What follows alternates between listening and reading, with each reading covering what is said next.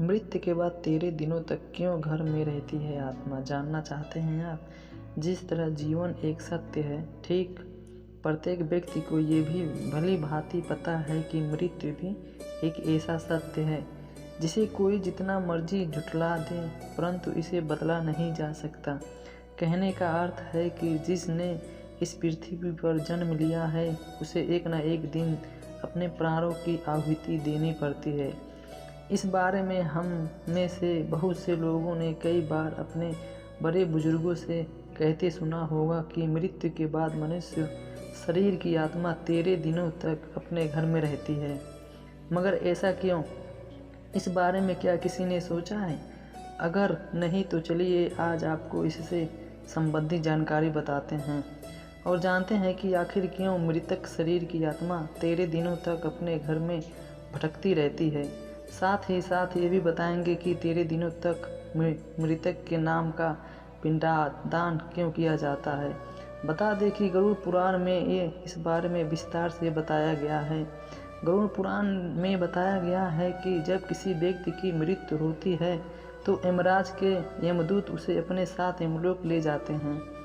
यहाँ उसके अच्छे और बुरे कर्मों का हिसाब होता है और फिर 24 घंटे के अंदर यमदूत उस प्राणी की आत्मा को वापस घर छोड़ जाते हैं।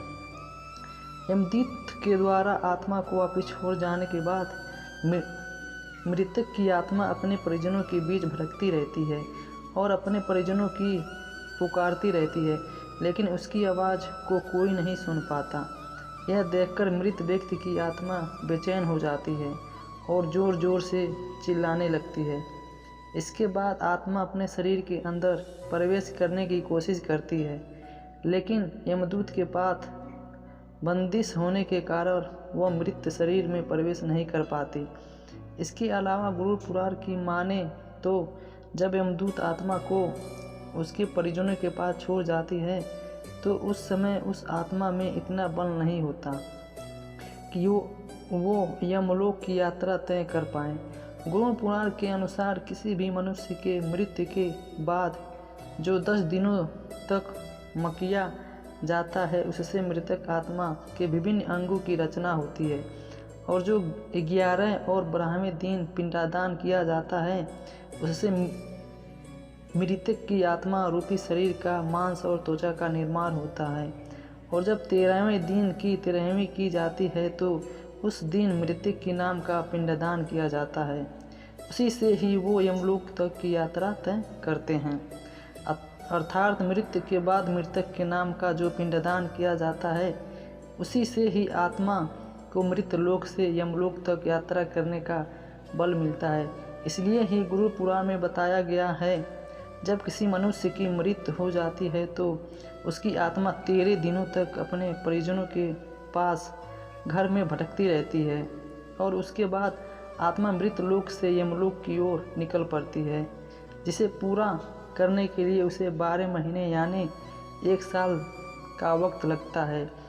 इतना ही नहीं, मान्यता के अनुसार 13 दिन तक मृतक के नाम का किया गया पिंडदान उसके 1 वर्ष के भोजन के समान होता है। पिंडदान न किए जाएं तो क्या होगा? इसके अलावा बता दें, अक्सर लोगों के मन में ये सवाल भी ज़रूर आता है कि अगर किसी मृत व्यक्ति के नाम का पिंडदान नहीं किया गया तो क्या होता है। तो दोस्तों आपको बता दें कि इसका भी वर्णन गरुड़ पुराण में किया गया है। जी हाँ, जिस मृतक व्यक्ति का पिंडदान नहीं किया जाता है यमदूत उसे 13वें दिन जबरदस्ती घसीटते हुए यमलोक की ओर ले जाते हैं और मृतक व्यक्ति की शरीर की आत्मा को इस दौरान काफ़ी कष्ट उठाना पड़ता है। इसलिए हिंदू धर्म में मनुष्य की मृत्यु के बाद 13वें दिन तक पिंडदान करना आवश्यक माना गया है। इसके अलावा आपको बता दें कि 13वें दिन परिजनों के द्वारा मृतक व्यक्ति के नाम का जो भोज करवाया जाता है, अगर वो कर्ज लेकर किया जाए तो मृत व्यक्ति की आत्मा को शांति नहीं मिलेगी। इतना ही नहीं, गरुड़ पुराण में ये भी बताया गया है जो व्यक्ति जीवित रहते हुए अच्छे कर्म करता है और मृत्यु के बाद उसकी आत्मा को यात्रा के दौरान यमदूत कोई कष्ट नहीं देते और जो व्यक्ति बुरे कर्म करते हैं उसकी आत्मा को यमदूत यात्रा के दौरान कई यातनाएं देता है और आत्मा को कई कष्ट भोगने पड़ते हैं।